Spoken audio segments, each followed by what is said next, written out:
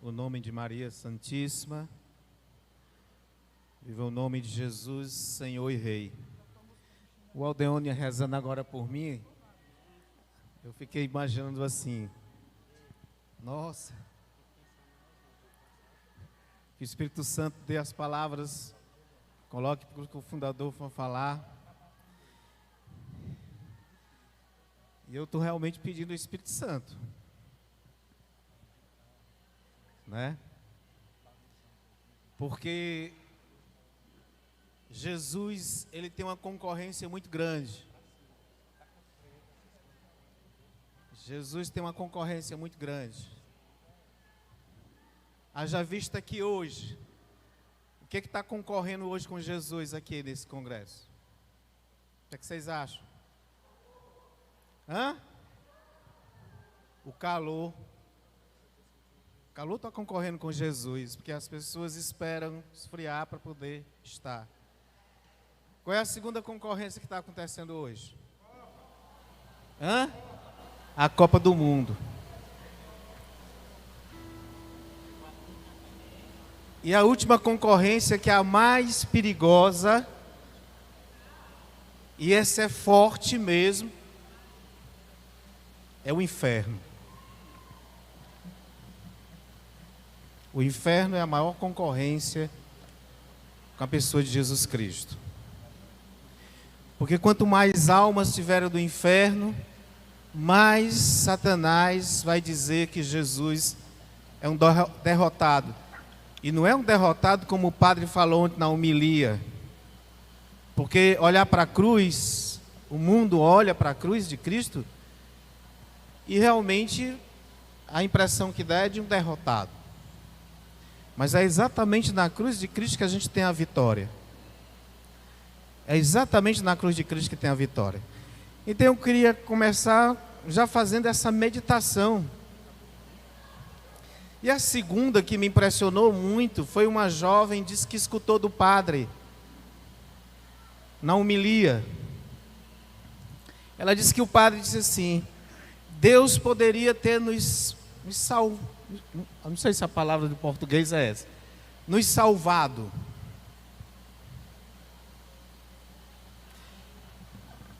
Mas ele preferiu nos dar a liberdade.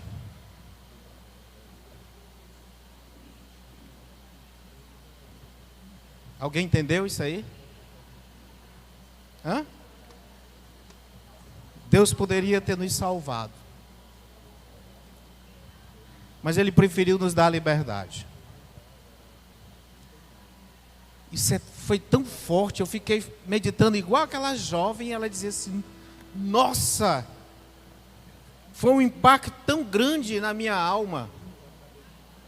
Porque na verdade, Deus já nos salvou. Jesus já morreu na cruz. Mas entenda bem, ele poderia já ter morrido na cruz e a gente não precisar fazer nada, apesar de que a salvação não é pelos nossos méritos, é pelos méritos de Cristo. Mas no entanto, ele nos deu a liberdade de fazer escolhas. Ou eu escolho Cristo que me salvou, ou eu escolho a mim mesmo, a minha vontade, os meus projetos. Então é muito bom que a gente reflita isso. É muito bom que a gente reflita sobre a liberdade que o Senhor nos deu. Porque para eu poder se salvar, eu preciso usar da minha liberdade de acolher essa salvação. E usar da liberdade para acolher a salvação que nos foi dada, não é tão simples, não é fácil, porque é preciso eu entrar no mistério de Cristo. Como o padre James, né? James dizia: eu preciso assumir a cruz. E ele dizia que ninguém quer assumir a cruz. Mas, na verdade, não é isso que eu quero falar. Eu comecei por isso porque Deus sempre me utiliza para chocar mesmo. É preciso dar um choque de consciência na nossa alma. Porque nada na vida da gente, nada no mundo e nada da igreja, desde quando o mundo foi criado, nada acontece por acaso. Tudo foi pensado.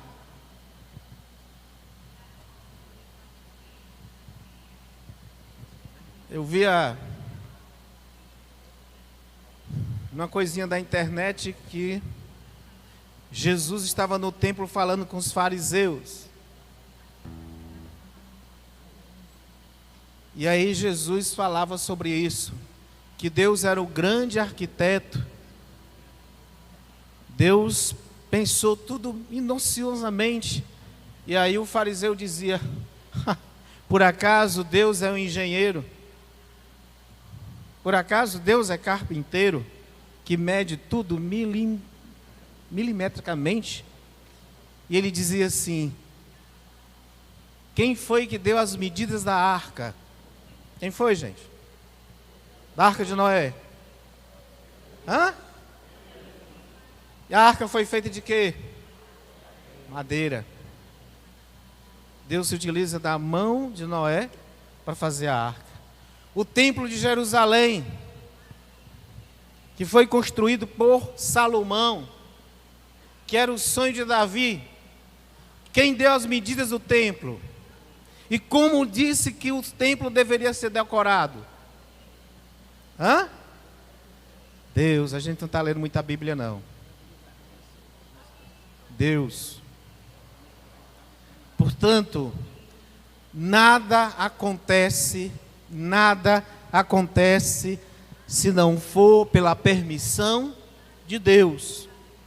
Existem coisas que acontecem na nossa vida que não é da vontade de Deus, mas é da permissão. Por que da permissão? Porque Ele nos deu a liberdade de escolha, de fazer escolha. E isso é o maior trunfo que nós temos. É o maior trunfo que nós temos. A liberdade de poder optar por Deus. A liberdade de poder optar pela santidade. Nem Ele pode interferir nessa liberdade. Ela é algo tão precioso. Ela é algo tão que não tem nem palavras, adjetivo para falar dessa questão da liberdade.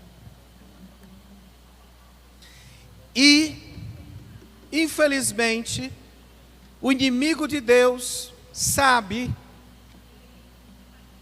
que a arma-chave para vencê-lo, a arma-chave para derrotá-lo, se chama liberdade. Não é à toa que o inimigo quer nos aprisionar de todas as maneiras, em várias realidades da nossa vida, seja ela externa ou interna, seja ela psíquica ou espiritual. Ele tem consciência disso mais do que eu e você.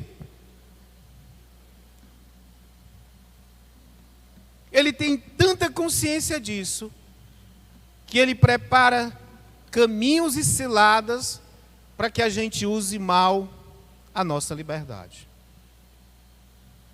Muito bem. Na verdade, eu não vou falar sobre isso, né? Porque aqui é sobre o que Deus colocou no meu coração a partir dessa temática. Fazei tudo o que Ele vos disser. E a Servedite, que deu na vida dela o testemunho da ação de Deus, a irmãzinha que deu testemunho de uma das suas irmãs, que é Santa Catarina Laborier, e nos fez esse apelo de usar a nossa liberdade da maneira mais certa possível. Então eu queria começar pegando aqui a palavra, as escrituras, no Evangelho de São João, no capítulo 2.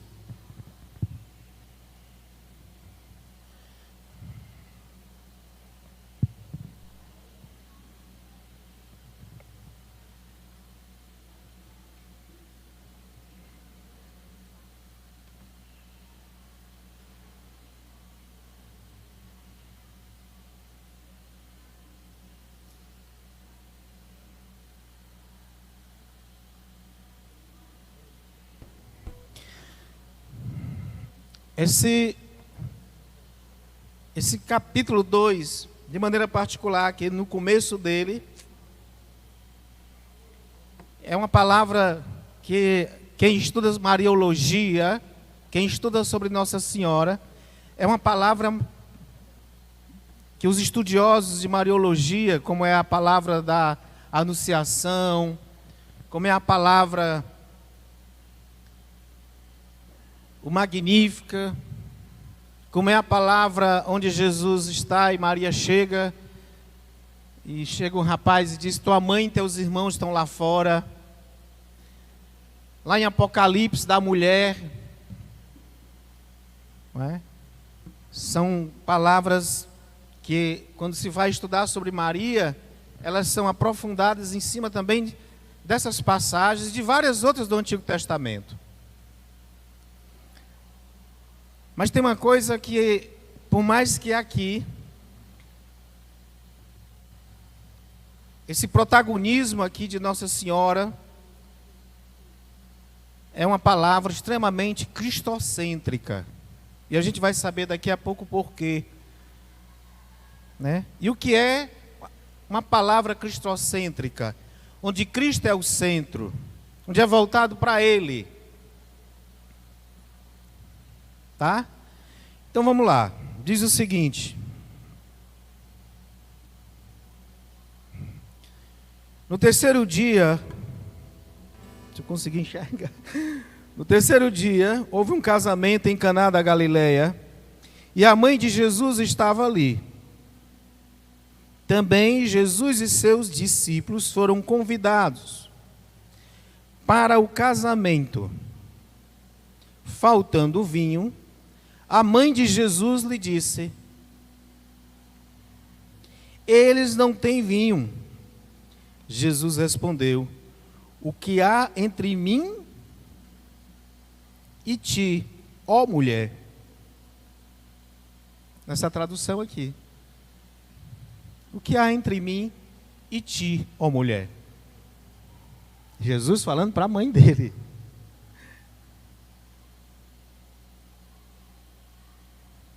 A minha hora ainda não chegou. Sua mãe disse aos serventes: fazei tudo o que ele vos disser. Palavra da salvação. E vocês já conhecem de cor, porque ali e a serva falou, né? Falou das talhas, falou da água, falou do tamanho, da medida das talhas. Mas eu queria... E aí ela fala do milagre. Mas o curioso aqui, na minha percepção, que o milagre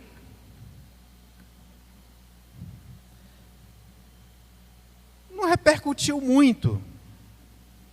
Só vai repercutir muito tempo depois. Haja vista que quem ficou sabendo do milagre? Vocês sabem? No primeiro momento? E quem mais? Maria, e quem mais? Hã? Só quem ficou sabendo do milagre no primeiro momento. Lá. Os servos, Maria, Jesus, evidente, que fez, os discípulos e o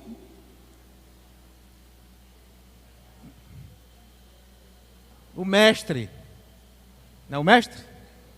O mestre Sala. O responsável pelos serventes. Veja, ninguém da festa, ninguém, nem sequer notou que havia o que? Um milagre. Portanto, o foco dessa palavra não era o milagre em si. Não era. Mas aí eu pedi tanto a Deus para ir me instruindo, para dizer assim. Uma certa vez eu ouvi do Padre Caetano, ele dizia: é preciso colocar Maria no seu devido lugar. Eu fiquei assustado, porque na hora que ele dizia, é preciso, parece que no primeiro momento a gente fica assim, será que ele está dizendo que Nossa Senhora, ou isso, ou aquilo? Não, não. O que ele queria dizer era que nós devemos amar Maria, e que nós devemos nos relacionar com Maria, naquilo que ela é, na sua vocação, no seu chamamento.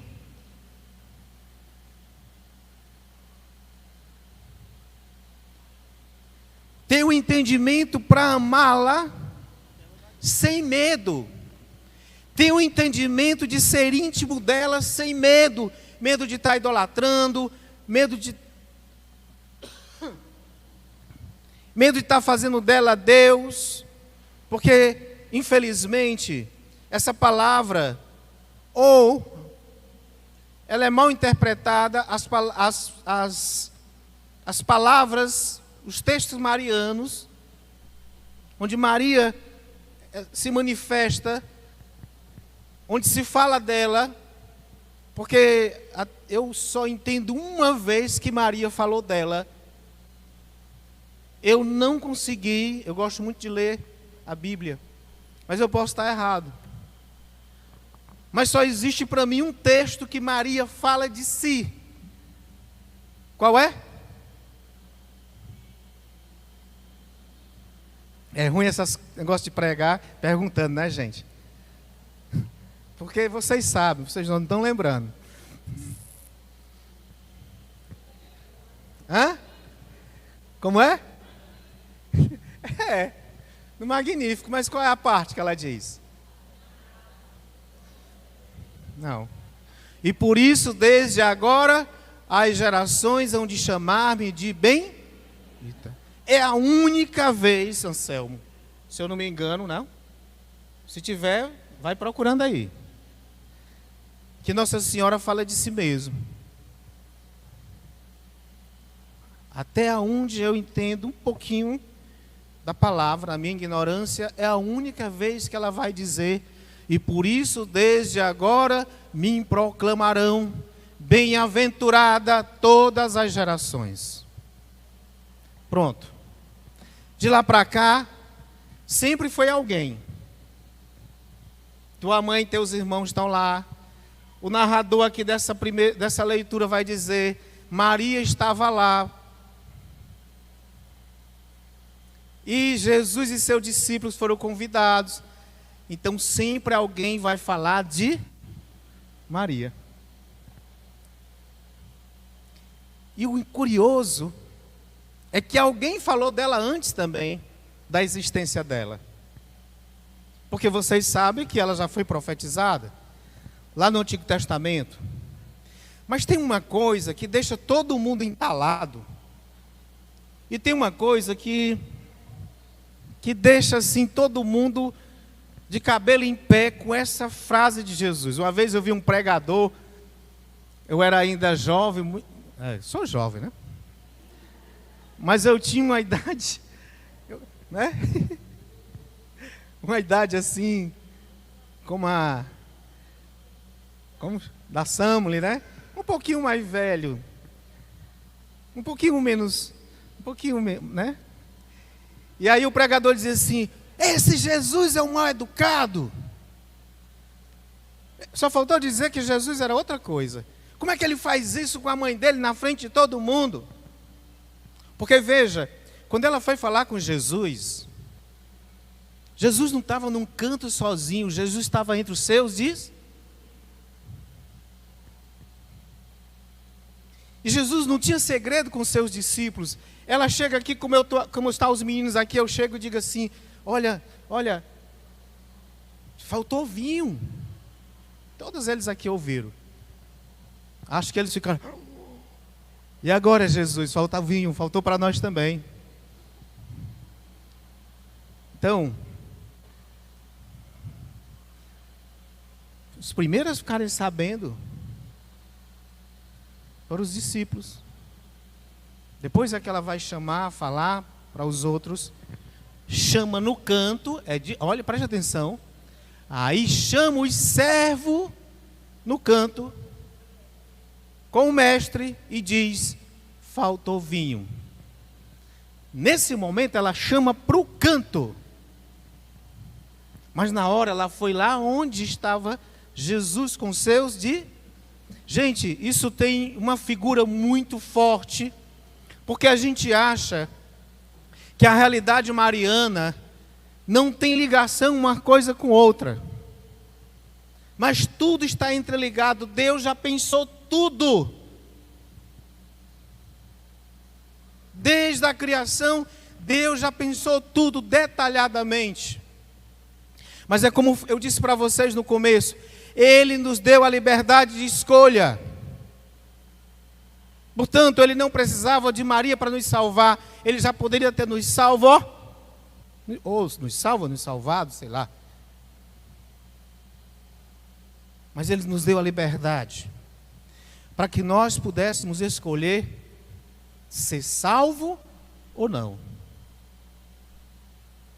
Isso faz a diferença. Isso faz a diferença entre quem quer ser santo e quem não quer ser santo. Isso faz a diferença entre o malandro e o mané. Como a gente tem escutado aí, né?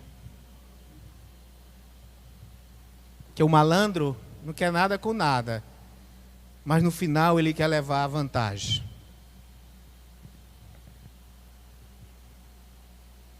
E o mané é aquele que se esforça, na linguagem do mundo, né? Se esforça, mas no final quem sempre ganha é o malandro.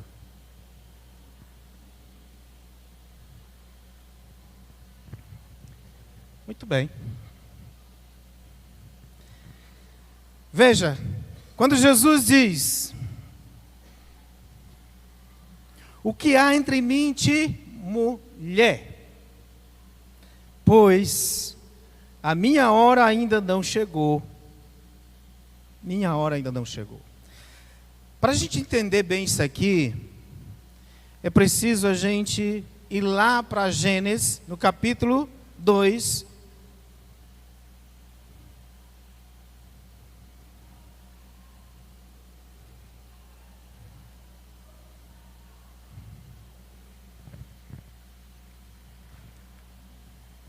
Do versículo, capítulo 2, do versículo 18.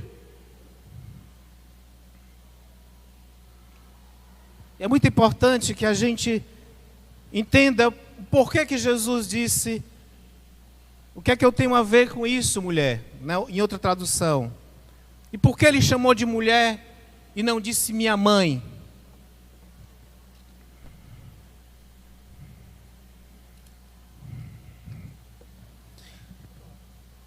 O Senhor Deus disse, não é bom que o homem esteja só. Vou providenciar um auxílio que lhe corresponda. Preste bem atenção. Deus disse, não é bom que o homem esteja só. Vou providenciar um quê?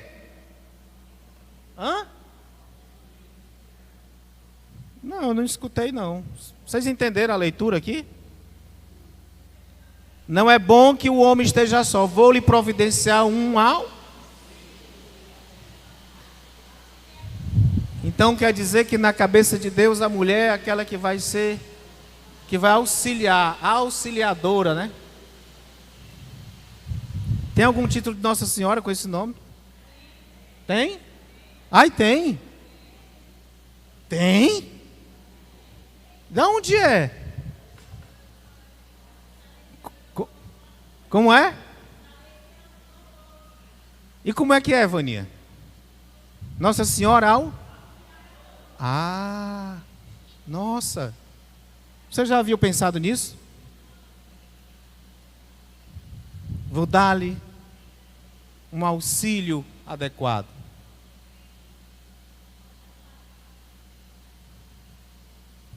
Então vamos lá. Vou providenciar um auxílio que lhe corresponda. Ou seja, Deus vai providenciar um auxílio que lhe corresponda. Portanto, Ele vai dar o quê? Algo ou alguém à sua altura. Ser auxílio é estar na altura daquela. Não tem nada a ver com ser inferior.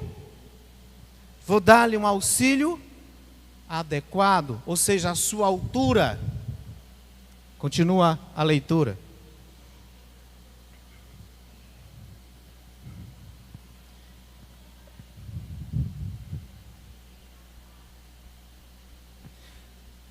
Que lhe corresponda. Então o Senhor Deus modelou do solo todos os animais selvagens e todas as aves do céu. E trouxe o homem para ver que nome lhes daria.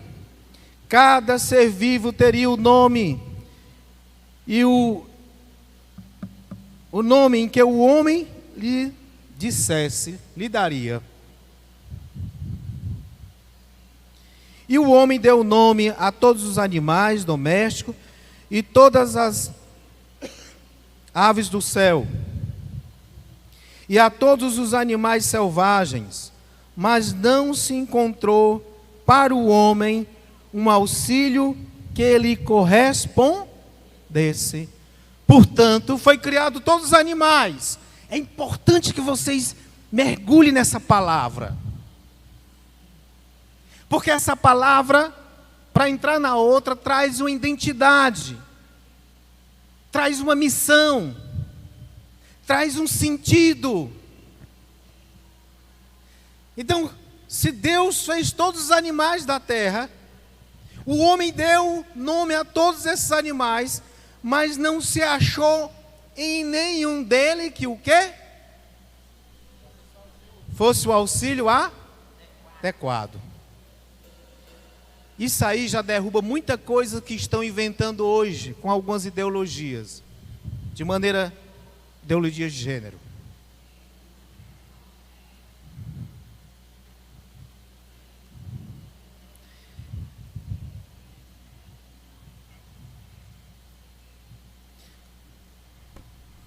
Que correspondesse. Então, o Senhor Deus fez vir um sono profundo sobre o homem, o qual adormeceu. Tomou um lado dele e fechou a carne no seu lugar. E do lado que tomara do homem, o Senhor Deus formou a mulher e a trouxe ao homem. Então o homem exclamou: desta vez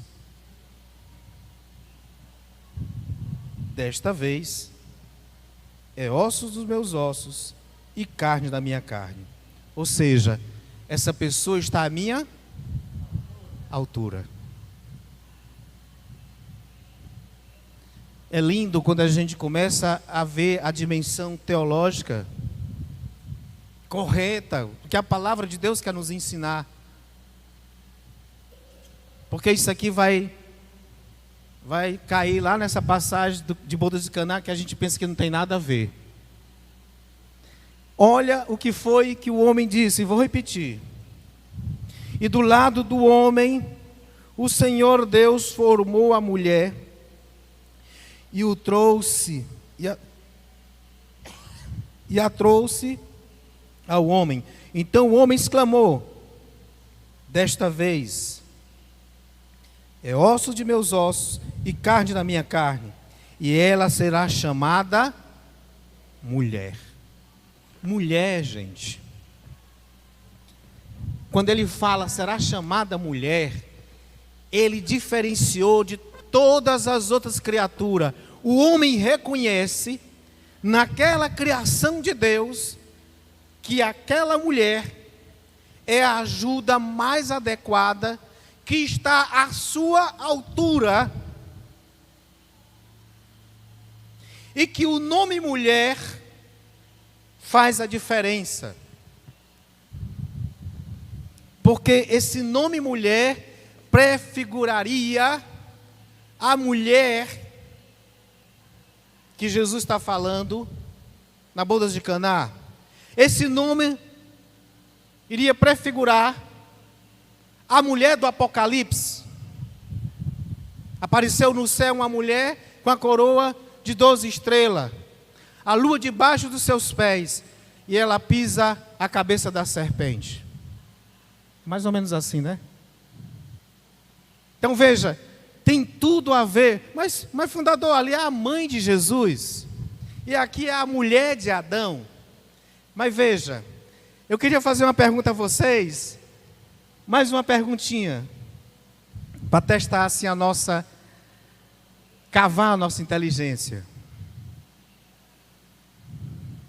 Quando aconteceu o primeiro casamento?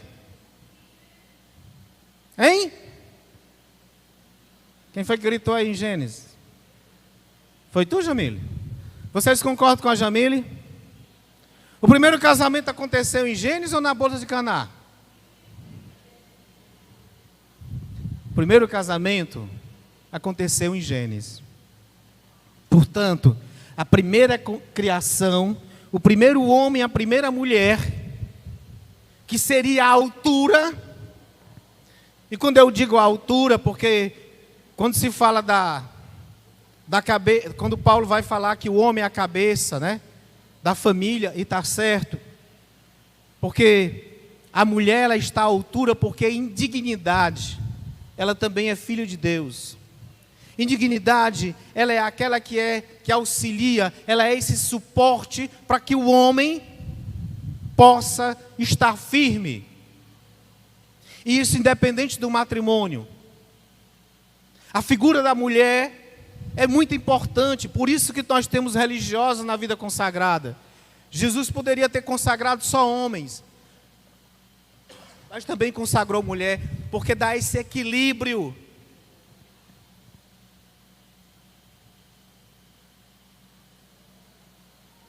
E essas mulheres religiosas, elas se casam? Vocês acham que elas se casam, sim ou não? Casa ou não casa? Com quem? Com Jesus. Portanto, o casamento, ele foi, não é de casamento que eu vou falar, mas eu quero que vocês entendam. Por que eu estou ligando essas duas realidades? Mas não é porque eu estou ligando, é porque é isso mesmo, teologicamente é isso mesmo. E quando Jesus chega lá e diz, mulher, o que eu tenho a ver com isso? Primeiro, a criação acontece, há toda uma preparação, Deus vai criando todos os animais. Acompanhe o raciocínio comigo. Aonde era a casa de Adão e Eva? Será que eles tinham uma casa igual a nossa, assim, ou eles eram livres, dormiam nos pés de bananeira, não sei mais aonde? Não importa, o que importa é que Deus preparou todo um ambiente para que a criação desse prosseguimento. Porque a mulher trazia uma missão de gerar o quê? Filhos. E foi assim que Eva fez. A mulher traz uma missão de ser esse suporte na vida da família. Como seria bom se todas fossem desse jeito? É por isso que quando um jovem vai casar, ele saiba muito bem quem ele vai escolher para ter como esposa. Porque se ele pegar uma doidinha, ele está ferrado. Ela não cuida dos filhos, ela não cuida de nada, ela não é suporte para ele, ao contrário. Então, voltando para Caná, o que acontece? Ali nasce a primeira criação. Com a ajuda de quem? Com auxílio de quem? Da mulher. Em Caná da... Então veja, o primeiro casamento foi em Gênesis, entre Adão e Eva. E a gente aprende que quem celebra o casamento, quem é que celebra o casamento? Os meninos que são melhor do que eu na catequese aí sabem. É o quê? E o padre é o quê? Hã? Só a Jamile responde. O padre é o quê? Fala alto aí, Jamile. O padre assiste, confirma e consagra porque ele tem a dimensão sacerdotal para no sacramento ordenado reconhecer o sacramento matrimonial. Entenda onde eu quero chegar. Acompanhe o raciocínio. Quem foi o testemunho do casamento de Adão e Eva? Hã? Foram as vacas, né? A girafa. Não, quem foi? Deus. Deus testemunhou na hora quando Adão disse: ossos de meus ossos e carne de minha carne. Entenda bem porque que a igreja vai lá na frente defender os dogmas marianos. Por que a igreja vai defender os dogmas marianos? Porque a gente não tem que ter medo de dizer que Maria é mãe de Deus. Por que a gente não tem medo de dizer que Maria é rainha do céu? É rainha dos apóstolos? É mãe da igreja? Porque a própria palavra de Deus vai nos levando a entender isso. Mas é preciso ter o cuidado de fazer essa leitura à luz do magistério e à luz do Espírito que vai dando a graça, a inteligência, a capacidade da gente ver essa ligação da palavra de Deus, que vai revelando a nós o seu mistério. Então, no primeiro momento, está lá Adão e Eva, a auxiliadora, a altura, aquela que poderia corresponder com Adão toda a missão da criação. E aí vem um pecado, destrói tudo. E quando o pecado vem, Deus quer se revelar ao mundo de uma maneira onde Ele pudesse estar. E aí Ele escolhe, como disse a irmãzinha hoje, Deus pensa em uma... Como? Jesus ia nascer do quê? Deus ia pegar um pé de bananeira? Deus ia pegar uma fruteira mais gostosa, mais bela, mais linda? Se a mulher, lá atrás, saiu da costela do homem, o Filho de Deus tinha que nascer de uma... mulher. E não podia ser uma mulher qualquer. Tinha que ser uma mulher à altura das suas expectativas. Por isso que Maria Santíssima, como a irmãzinha disse antes, ela não foi cheia de graça porque ela engravidou de Jesus. Ela já era cheia de graça. Porque ela já foi pensada. E essa mulher, e essa jovem, ela tinha a liberdade de escolher não ser a mãe de Jesus. Mas ela usou, só em Maria ter sido escolhida, ela já estava salva.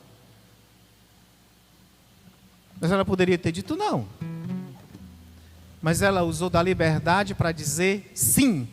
Eu assumo, escute bem, Eva, quando foi pensada, era para assumir toda a missão, como Deus disse. Agora vocês, crescei e multiplicai, crescei, multiplique e enchei a... Era a missão de Adão e Eva. Quem foi que quebrou essa missão? Foi Eva ou foi Adão?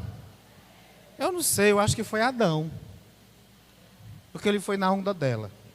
Se ele tivesse usado da liberdade de dizer assim, e da autoridade da sua vocação, e ter dito assim, gente, presta bem atenção. Vamos fazer a ligação das bodas de Caná com essa leitura. Se ele tivesse tido a autoridade, exercido a autoridade, o discernimento e disse, mas Deus não nos proibiu de comer daquele fruto? Entenda, é a mesma coisa dizer, olha, não é a hora. Deus não proibiu, mas a palavra diz que a mulher disse que o fruto é bom, e ele também achou bom, o cheiro e tudo, e comeu. Ali rompeu a missão dos dois e a missão individual de cada um. Dele de ser aquele progenitor da humanidade, Eva de ser a mãe do ser vivente, enquanto a humanidade, e isso foi quebrado como projeto de Deus. E de lá para lá, tudo isso, quando é que isso vai ser remendado? Quando Maria diz o sim. Na hora que o anjo chega e diz, ave cheia de graça, o Senhor é contigo.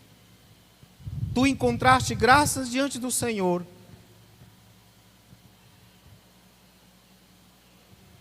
Porque tu conceberás e darás um filho, conceberás e darás um filho. Chamar-se Emanuel, que quer dizer Deus conosco. Como se fará isso? Pois não conheço homem algum. O Espírito Santo descerá sobre ti, e a força do Altíssimo te cobrirá. Aí Maria diz, eis aqui a serva do Senhor. Tem uma narrativa que diz que criou-se uma expectativa muito grande desse sim de Maria. Tem até uma música, né? O céu inteiro esperando. Porque Maria podia usar de todos os argumentos para dizer o não. E ela tinha os argumentos. Escute, vocês mulheres casadas, vocês homens, vocês jovens, vocês que estão noivos. Maria tinha todos os argumentos, vocês que estão solteiros, para dizer não ao projeto de Deus. Primeiro, era uma jovem, ainda com seus 14 para 15 anos. Tinha uma vida toda pela frente. Segundo, queria ser consagrado ao Senhor, permanecer virgem. Terceiro, nem conhecia homem algum, não se relacionava, nem de pegar na mão. Poderia ser morta. Poderia ser caluniada.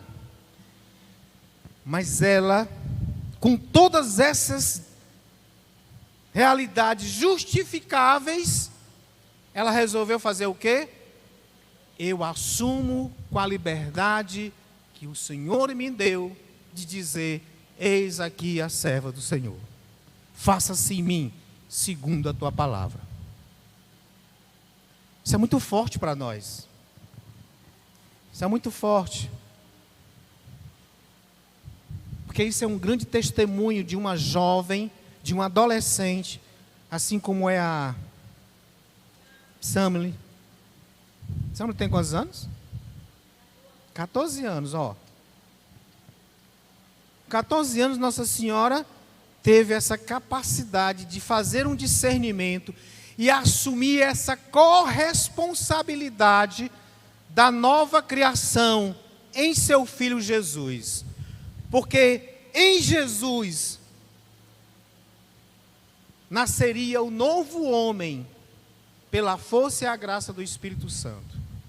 Nasceria a nova mulher pelo sim de Maria.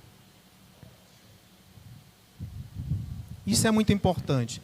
Portanto, meus amados, Maria não é uma qual? Deus escolheu Maria à altura de Jesus? Não, à altura daquela que seria, a partir do seu sim, a mãe de uma nova humanidade, formada com o rosto de Cristo. É muito forte isso, essa questão de Maria, na vida da igreja. A igreja reconhece tudo isso que eu estou falando. Por isso que a gente não deve ter medo de ser apaixonado, de amar Nossa Senhora, de escutar Nossa Senhora. E a escuta de Nossa Senhora, eu vou dizer daqui um pouquinho eu digo para vocês. Mas entenda, por que eu quis fazer tudo isso? Para levar a gente a mergulhar aqui nas bodas de Caná, para entender que Jesus, quando fala mulher, não é diminuindo, mas é dizendo mulher, não chegou minha hora, mas por você ter a corresponsabilidade de não trazer a salvação, como alguns falam, mas trazer o Salvador, eu vou antecipar a minha missão. E a missão de Jesus, meus amados irmãos, não era fazer milagre. A missão de Jesus era nos revelar o Pai. Era nos salvar através da revelação da pessoa de um Deus que nos amou desde o primeiro momento da criação. E desse Deus que nos quer sempre próximo a Ele, olhando para Ele como Pai. Não como um Deus que nos aponta para o inferno, mas um Deus ao contrário, que quer nos livrar do inferno, a ponto de ter dado o seu único filho, para que a gente pudesse se livrar da condenação eterna que é o inferno. E aí acontece exatamente também o que? Num casamento. Para simbolizar o que? A nova criação. Jesus, o novo Adão, e Maria, a nova Eva. No primeiro momento, segundo as Escrituras, o homem sai da costela. No segundo momento, o homem sai do ventre da mulher. Portanto, os títulos de Nossa Senhora é muito bem merecido. Mãe de Deus e Nossa Mãe.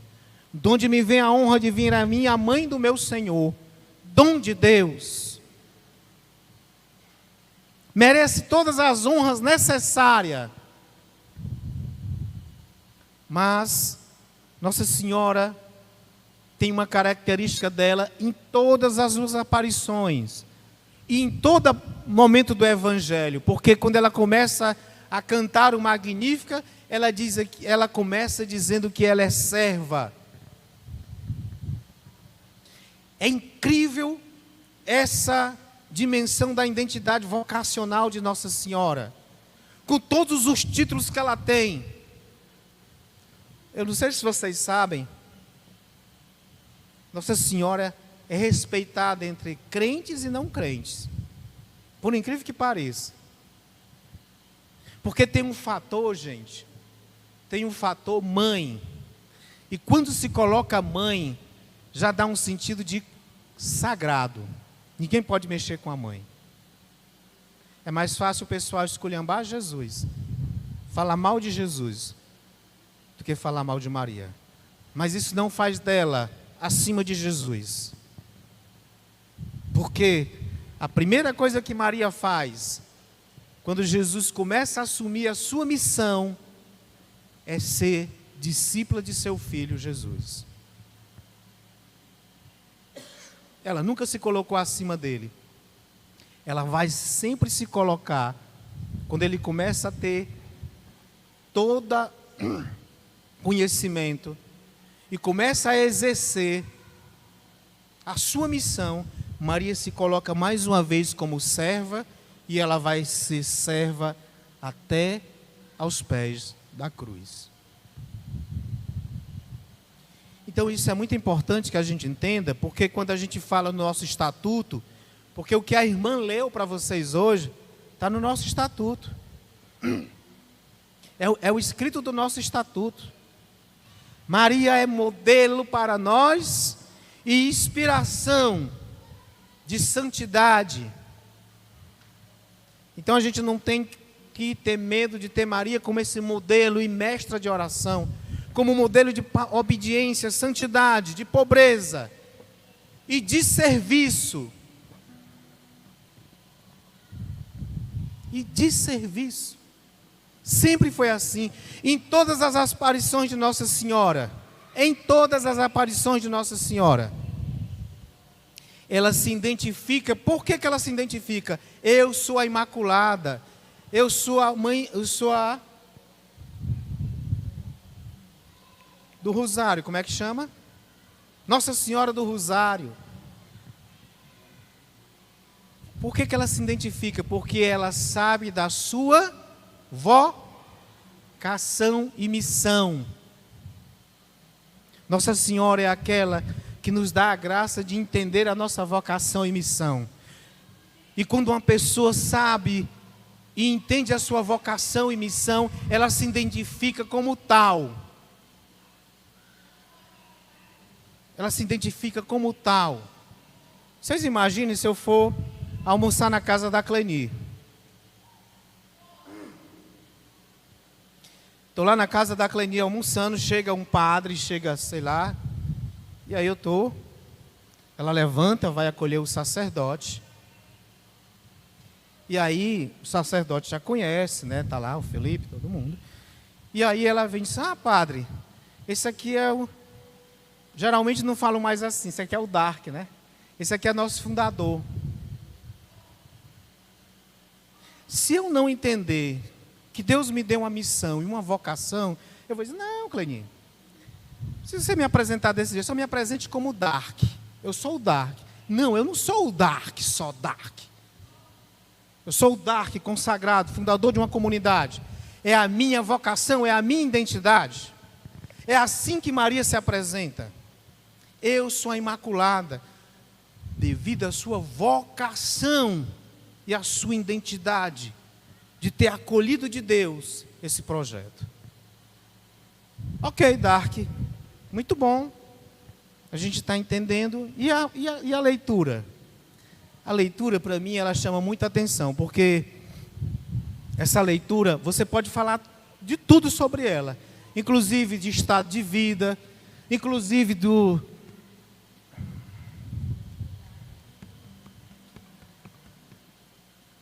conselhos evangélicos, do milagre, da renovação que o vinho faz. Mas o que me chamou a atenção, gente, não foi o milagre, pelo menos para esse momento. O que me chamou a atenção para esse congresso, dessa leitura, não foi o milagre, não foi as talhas desse tamanho. O que me chamou a atenção foi exatamente essa palavra. Quando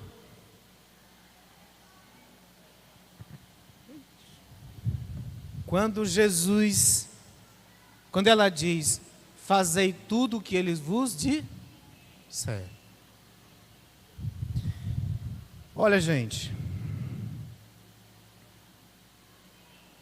é muito doloroso quando a gente vê pessoas que busca, bate a cabeça, fica deprimida, adoece. E essas doenças são exatamente por causa disso. Porque é uma pessoa que fica buscando se preencher. E ela busca em pessoas, ela busca na realização pessoal, profissional. Ela busca em tudo, menos na vocação.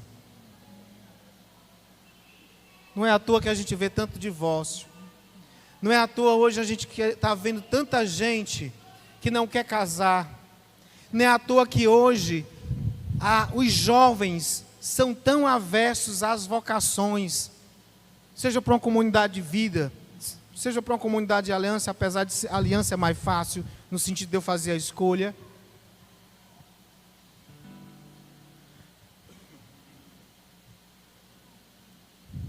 Seja para a vida religiosa. Tão difícil. A Rejane, ela me falava, porque eu não conhecia Nossa Senhora do Bom Sucesso, né? E ouvi falar de Nossa Senhora do Bom Sucesso. Tá aí não, né? O ícone. E aí Nossa Senhora do Bom Sucesso, ela, eu não lembro agora a data, a Rejane me falou a data que ela apareceu, mas ela ia dizer que no século XX, diz aí, Rejane, que a minha língua está coçando aqui minha boca.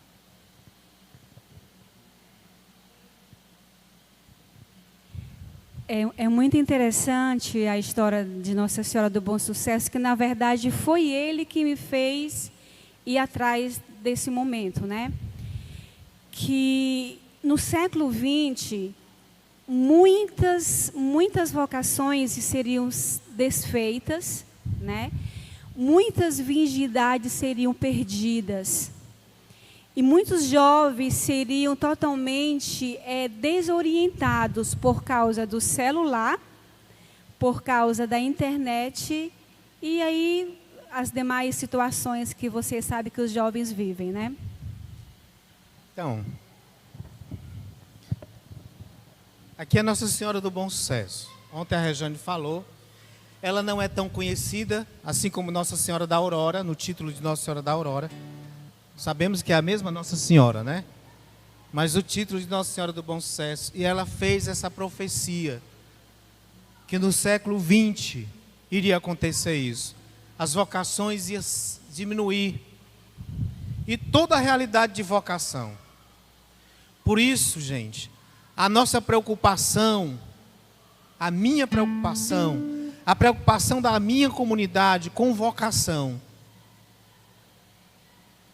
a preocupação de ter casamentos onde sejam maduros, que as pessoas entendam que o casamento não é o homem para a mulher para o homem e os dois para os filhos. O casamento tem uma missão, porque é revelar ao mundo esse projeto de Deus desde Gênesis.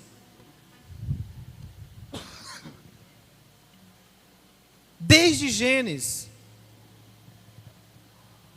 E como a serva dizia, e a irmãzinha dizia, se houver matrimônios, que não é o que eu vim falar, mas eu quero que vocês entendam isso.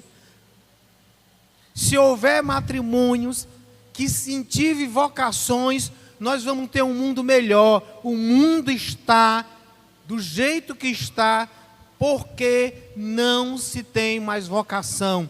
Quanto mais vocação, mais equilíbrio no mundo. Porque aqueles que são vocacionados para o matrimônio vai gerar filhos e filhas para o mundo à luz do Evangelho. Aqueles que são chamados ao sacerdote vão gerar filhos e filhas espirituais voltados para Deus. Aqueles que são da vida religiosa e celibatários vão dar um testemunho que vale a pena deixar tudo por Jesus Cristo. Por isso que essa palavra, para mim, nesse congresso, ela foi tão forte. Fazei tudo o que ele vos disser. Um casal de namorado que não reza e que não busca escutar a voz de Deus para saber o que Deus quer deles,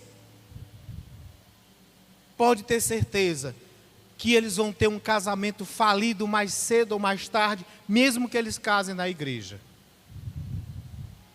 Mesmo que eles casem na igreja. Se não for um casal que esteja buscando em Deus aquilo que Deus quer, mais cedo ou mais tarde. Se não for um jovem que busque o sacerdote, esteja sempre na escuta do que Deus quer, de como ele vai viver, vai vivendo o seu caminho para o sacerdote, e depois de ser sacerdote, buscando escutar ao Senhor e fazer aquilo que Ele vem pedindo, ele não vai ser um bom sacerdote. Do mesmo jeito, uma consagrada, porque vão ser no matrimônio pessoas frustradas, sacerdotes frustrados e consagradas frustradas, pessoas infelizes que faz o mundo ser pior do que ele já é. E é por isso que Nossa Senhora nos convida nesse congresso a escutar essa frase: fazei tudo o que eles vos disser.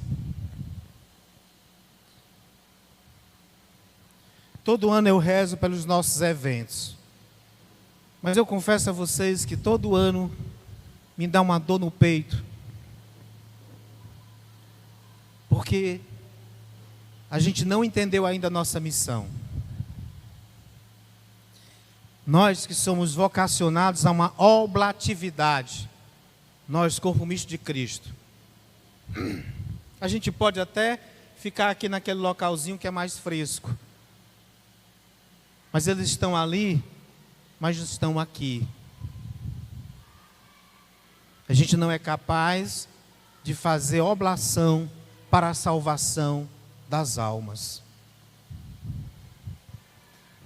A gente não entendeu aquilo que Nossa Senhora diz nesse Evangelho: fazei tudo o que Ele vos disser. E olha que esse servente não conhecia Jesus. Talvez tinham ouvido falar de Jesus. E esse servente, eles também tinham tudo para reclamar e dizer assim: mas por acaso ele entende? Quem é que entende de vinho, hein? Esqueci o nome agora. Vinóglo. Essa Jamile é enólogo. Quer passar no Enem? Converse com a Jamile. Então veja, não tinha não. Quem entendia ali era o mestre Sala. Mas Jesus fez acontecer o milagre para ter o melhor vinho. É exatamente isso às vezes, sabe, gente? Por exemplo, quando eu estava estudando para falar um pouco sobre direção espiritual, a minha ignorância, né? Eu achava que só poderia ser um diretor espiritual, e essa é a ignorância de muitos de nós também, só quem fosse padre, ou fosse religioso. Mas um leigo, também não pode ser qualquer leigo, mas um leigo consagrado, um leigo com boa índole, de maturidade, pode ser o diretor espiritual de alguém, se essa pessoa quiser. Pode ser diretor espiritual. Mas tem que ser uma pessoa que tenha a capacidade de fazer a escuta de Deus, para poder direcionar aquelas pessoas a qual vem buscá-lo para fazer esse direcionamento. Maria tinha tanta convicção da sua missão, ela tinha tanta convicção, ela sabia tanto o que estava fazendo, que ela fez exatamente como um diretor espiritual, apontou para... Porque o que é que o diretor espiritual faz? Aponta para Cristo, nos conduz, nos direciona para Cristo. Maria fez a mesma coisa com os serventes: fazei tudo o que Ele vos disser. Mas qual é o nosso problema? Nosso problema hoje não é nem mais escutar a Deus. A gente até quer escutar a Deus. Deus está dando todos os sinais para fazer um milagre na nossa vida. Deus está dando sinais concretos, mostrando as talhas, mostra a água, diz a quantidade de água, tudo. Mas eu continuo escutando a mim mesmo, o que eu quero. Eu nunca vou esquecer de uma pessoa que chegou para mim e disse assim: olha, e foi verdade, bateu no peito e disse: eu tenho um carisma. mas eu não quero renovar. E assumo as consequências do meu não. Eu não sei se está assumindo as consequências, mas eu sei que a vida dessa pessoa até hoje nunca mais se aprumou. Nunca mais se aprumou.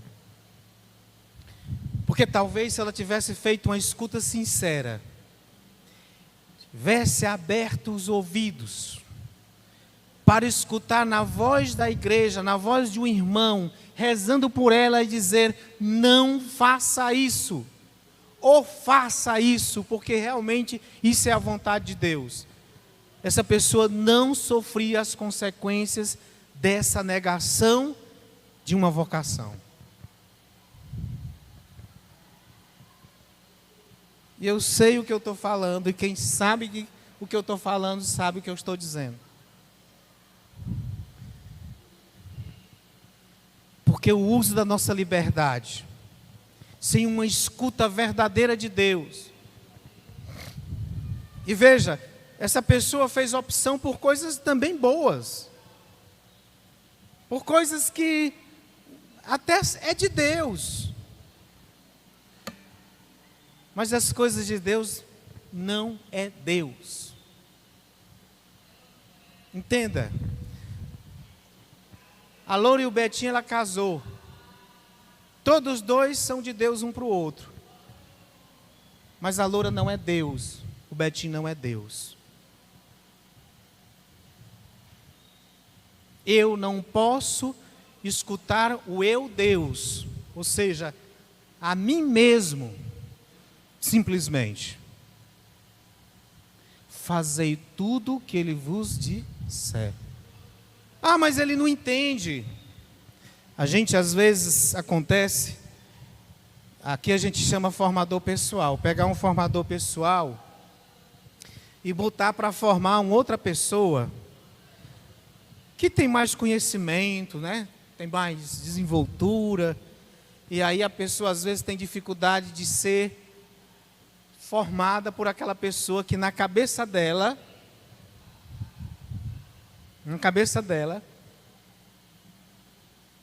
ela é incapaz de formá-la, porque ela não tem o conhecimento que deveria ter. É bom que ela tivesse. Mas veja, Jesus não tinha um conhecimento de química. Talvez, não. Como é que ele ia transformar água em vinho? Mas Jesus tinha o quê? Tinha o quê, gente? A autoridade. A autoridade do seu chamado como filho de Deus para transformar tudo aquilo que na nossa cabeça não se transforma. E às vezes nós resistimos. Eu lembro que uma certa vez eu formava um grupo grande de comunidades na Renovação Carismática Católica. E sinceramente eu sou muito simples mesmo, né? Não tenho um diploma, não sou formado em teologia, não tenho nada. Mas Deus, não sei porquê, quis que eu fosse falar para as pessoas. Às vezes a gente fala errado, às vezes a língua enrola. E aí eu fui pregar. Nesse dia tinha uma pessoa que era formada em 3 faculdades. E ela disse que quando eu entrei, eu acho muito bonito uma pessoa honesta. Porque honestidade não é só com quem rouba não. É preciso ter honestidade intelectual. É preciso ter honestidade afetiva. É preciso ter honestidade espiritual com os outros. E aí eu comecei a falar. No começo, quando eu entrei, ele disse que balançou assim a cabeça.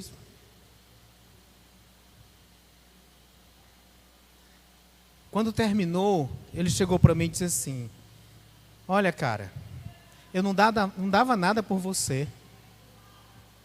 Eu não dava nada por você. Mas eu fiquei impressionado você falando.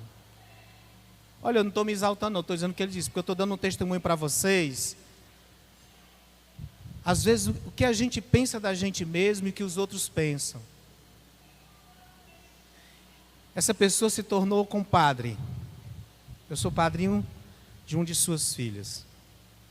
Essa pessoa hoje tem um respeito, um amor e um carinho e é recíproco a gente, porque dali gerou uma grande amizade e um grande respeito pelo um letrado e um ignorante. Mas o que é que nos faz entender é que a gente tem que pensar primeiro em como Deus nos enxerga. No primeiro momento, na cabeça dele, não ia sair nada. E talvez aqui não esteja saindo nada. Mas é isso que o mundo quer que a gente pense. Que você é um nada a ponto de você não estar capacitado, e talvez você não esteja, para falar daquilo que muitas vezes aquela pessoa, no fundo, não entende. E todos nós somos convocados a isso. Ninguém tem que ter medo. Ninguém tem que ter medo. É isso que Nossa Senhora vem nos ensinar. A partir dela, como serva, e dizer assim: fazei tudo o que Ele vos disser. Pelo amor de Deus, gente, vamos aprender isso. A escuta, sempre a escuta de Deus. Sempre, sempre, sempre, sempre, sempre, sempre a escuta de Deus.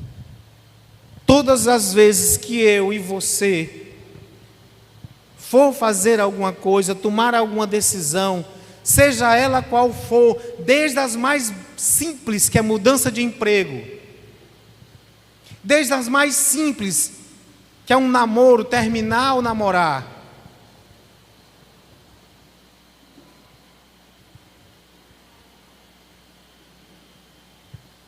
que se faça uma escuta, porque se faça segundo a vontade de Deus.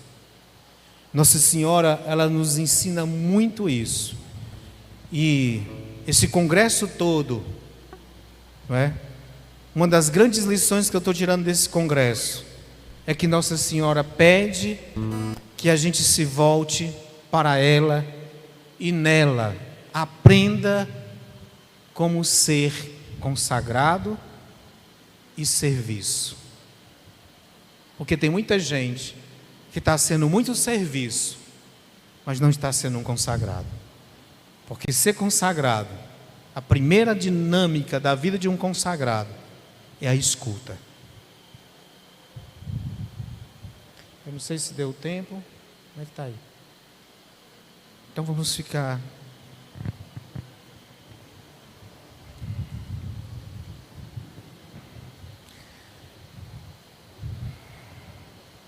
Fazei tudo o que Ele vos disser. Se nós fizermos tudo o que o Senhor nos disser, a gente vai ver esses milagres. Só que a maneira que os milagres que Deus quer mostrar para a gente não é simplesmente cura de uma doença. Os milagres que Deus quer mostrar para a gente é para dizer para você que você é capaz de vencer tudo se você fizer o que Ele te disser, te dizer. Se você fazer uma escuta sincera da pessoa de Jesus. Fechemos os nossos olhos. Vamos rezar pedindo a intercessão, pedindo que Nossa Senhora nos auxilie, assim como ela auxiliou seu filho a se manifestar como sacerdote e a se manifestar na sua missão, para que nós hoje entendêssemos a salvação.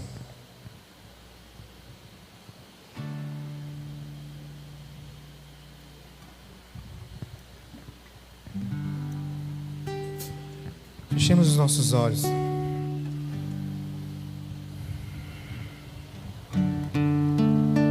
coloquemos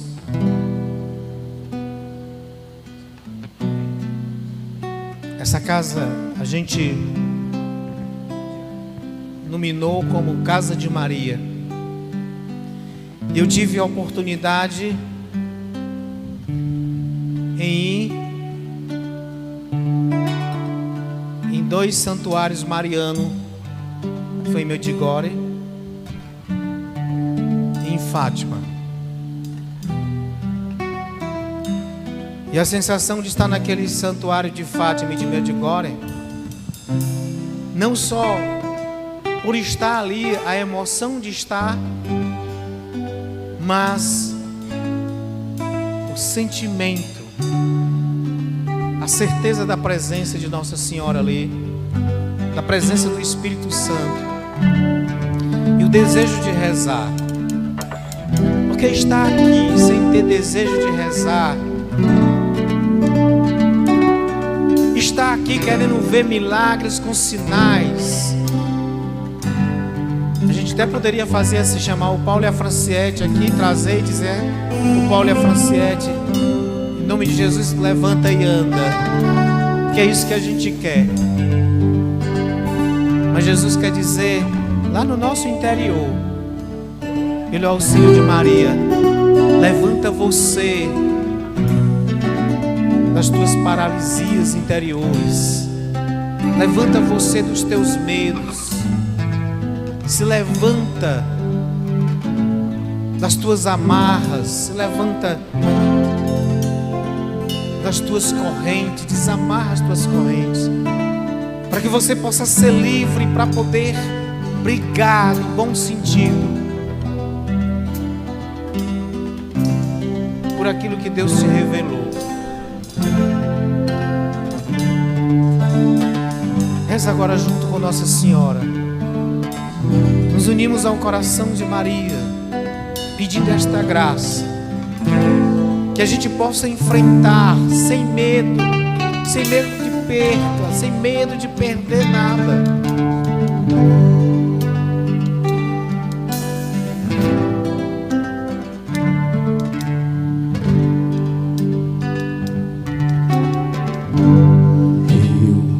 Reunidos aqui no cenário de amor,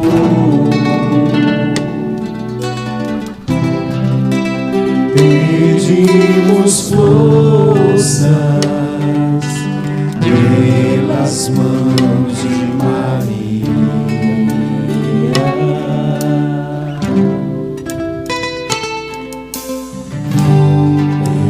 conhece bem todos seus queridos filhos.